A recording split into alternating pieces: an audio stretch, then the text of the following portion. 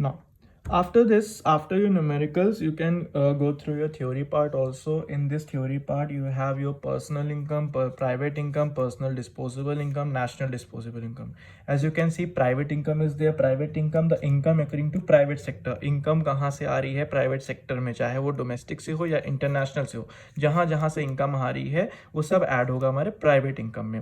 That is income from national product, जो भी products बिक रहे हैं, नेशनल डेट इंटरेस्ट से इनकम आ रही है, गवर्नमेंट जो भी करेंट ट्रांसफर्स कर रही है, और करेंट ट्रांसफर्स जो भी आ रहा है रेस्ट ऑफ द वर्ल्ड से. तो ये हम सारी चीज़ को ऐड करेंगे तो we will get private income. After getting private income, personal income आती है. पर्सनल इनकम में क्या आता है? Total of all income that receive by the household from all sources, जो भी हाउस होल्ड्स को इनकम मिल रही है हर सोर्सेज से, that is your personal income. क्या होता है पर्सनल इनकम, कैसे कैलकुलेट होता है? Personal income equal to private income, जो भी प्राइवेट इनकम आई है उसमें आप माइनस करोगे कॉर्पोरेट टैक्स. कॉर्पोरेट टैक्स मतलब which is excluded from personal since it is paid to the government by private businessman, right. And उसमें आप माइनस करोगे रिटेन्ड अर्निंग, तो you will get personal income. Personal income में बस आप minus करोगे क्या? Private minus corporate minus retained earning, तो you will get personal income. After personal income you will get personal disposable income. Personal disposable income क्या होता है? वो पार्ट ऑफ पर्सनल इनकम होता है जो अवेलेबल है at the disposable of a house hold. ठीक है, इसमें क्या हो रहा है?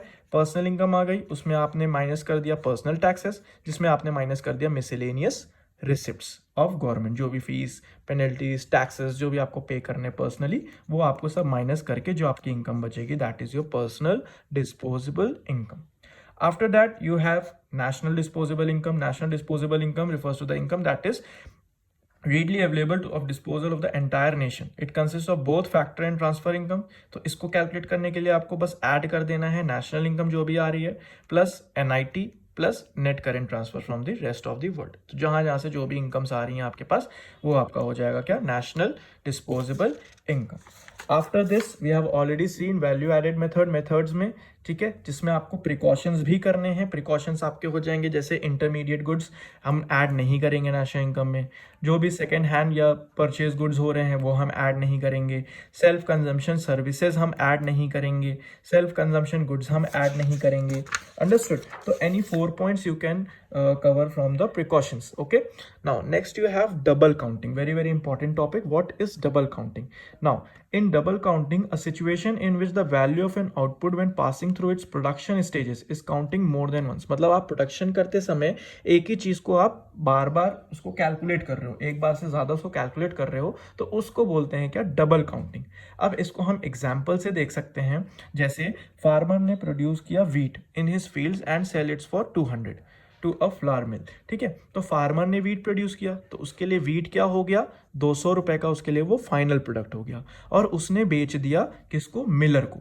मिलर ने क्या किया? मिलर ने उसको 200 में खरीदा और उसको बेच दिया बेकर को कितने में? 500 में. ठीक, तो मिलर के लिए 200 रुपए का प्रोडक्ट क्या था? इंटरमीडिएट.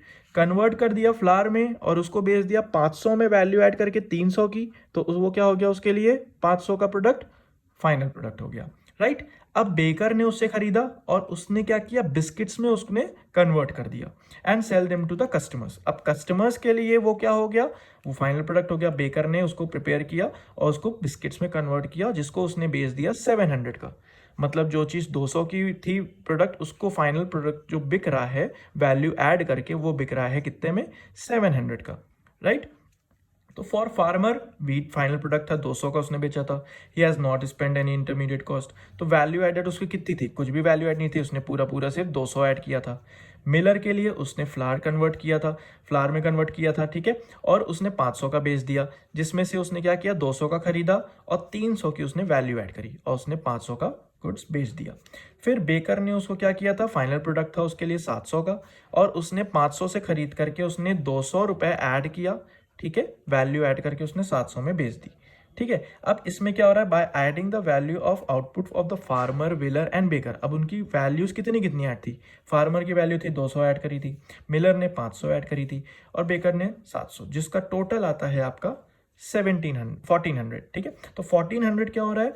बिक रहा है 700 का फाइनल प्रोडक्ट, लेकिन वैल्यू ऐड करने पे दिख रहा है वो 1400, जस्ट डबल दिख रहा है.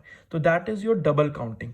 When passing through its production stages is counting more than once, right? तो अब इसको अवॉइड कैसे किया जाए, ये प्रॉब्लम को अवॉइड कैसे किया जाए? तो इस प्रॉब्लम को अवॉइड करने के लिए how to avoid double counting, दो मेथड होता है। एक मेथड होता है फाइनल आउटपुट मेथड, कि आपने बस देखा कि कितना फाइनल आउटपुट आया, फाइनल कितने में आया था 700 का, जो 700 का उसने बेचा था कस्टमर को। आपको कुछ नहीं देखना है किसने कितना ऐड किया, क्या हुआ, कुछ नहीं देखना है, बस आपने देखा कि फाइनल कितना आउटपुट आया। तो वो एक मेथड हो जाता है जिससे आप क्या कर सकते हो, अवॉइड कर सकते हो। फिर value added method, second method होता है वैल्यू एडेड। वैल्यू एडेड का मतलब कि किसने कितनी वैल्यू ऐड करी, आपको बस ये देखना है। जैसे 200 रुपये फार्मर ने ऐड करी, 300 रुपये मिलर ने ऐड करी और 200 रुपये बेकर ने ऐड करी। तो 2 3 5 2 7 700 रुपये उन्होंने ऐड करी। तो इसको आपने देखा, तो इससे डबल काउंटिंग अवॉइड हो गया। तो how to avoid double counting में एक फाइनल आउटपुट मेथड होता है और एक वैल्यू एडेड मेथड होता है। Understood? This topic is very important, you have to write all these with the help of example. Understood? Then we have already discussed income method also. Income method में compensation of employees के components आपको पता होने चाहिए. Then you have your precautions of income method also. Precautions में भी you should know that transfer income, जैसे कि आपकी charity, scholarship, ये सारी जो income होती है ये सब national income में include नहीं होगी. Second hand goods जो आप बेच करके इनकम कमा रहे हो वो इनकम नहीं ऐड होगी, ठीक है। सिक्योरिटीज फ्रॉम जेल जैसे बॉन्ड, शेयर्स, ये सब आप बेच रहे हो, इससे इनकम कमा रहे हो, this should not be included in national income. Windfall gains जैसे हॉर्स रेसिंग, लॉटरीज से आप पैसे जीत रहे हो, ये सब आपकी इनकम में मेथड में ऐड नेशनल इनकम में नहीं होगी। अंडरस्टूड? तो any 4 point you should remember in this topic. Then you have expenditure method. Expenditure method में भी we have already discussed all the points. Then precautions भी इसके 4 हैं, any 4 points you can learn. Then you have national income at current price and national income at constant price. National income at current price जिसको हम लोग बोलते हैं nominal GDP and national income at constant price जिसको हम लोग बोलते हैं real GDP. Understood? तो nominal GDP is of a country is given on the basis of the price of the goods and services of the same year. तो nominal GDP क्या होता है, जो same year में हम लोग प्राइस लेते हैं। प्राइस हम कौन सी लेते हैं, सेम ईयर की। तो nominal GDP is equal to real GDP into price index, okay. And real GDP means जो हम लोग प्राइस लेते हैं कौन से ईयर की, बेस ईयर की। अंडरस्टूड? तो नॉमिनल में हम लोग ले रहे हैं same year price, that is constant price, and इसमें हम लोग कौन सी रियल में ले रहे हैं हम लोग base year price. Understood? Then you have GDP and welfare. GDP is often used as an index to measure the welfare of people. तो GDP से हमें पता चलता है welfare हमारे people का, right? तो welfare here refers to the sense of material well-being. Welfare का आपको पता ही है, well-being of a people. So इससे क्या इफेक्ट पड़ता है हमारी इकोनॉमी पे, राइट? तो पहला क्या है, distribution of GDP. Sometimes a higher GDP results in rise in inequalities in income and distribution among people. Inequality in income distribution refers to rise in the gap between the rich and the poor. अब inequality से पता चलता है कि किसी के पास income ज्यादा जा रही है, किसी के पास कम जा रही है, कोई रिच है कोई पुअर है. तो GDP does not consider the change in income distribution. Therefore, in some cases, a rise in GDP does not increase in the welfare of the people. तो इससे क्या इफेक्ट पड़ता है कि राइज इन जीडीपी हमेशा welfare नहीं होता people के लिए, right? Non monetary exchanges, there are many activities such as kitchen, gardening, housewife services in an economy that are not measured in money terms. अब जैसे कोई गार्डनिंग कर रहा है किचन में, ठीक है, किचन गार्डनिंग हो गया, या फिर हाउसवाइफ हो गई, सर्विस, हाउसवाइफ जो सर्विस दे रही है, तो वो सब भी हमारा मनी टर्म्स में नहीं होता, but it is the welfare, it is influence the economic welfare. These activities are not included in GDP because of the lack of data available. So it might be possible that there is no rise in GDP, but actually it has increased some monetary exchanges. Understood? Then you have change in prices.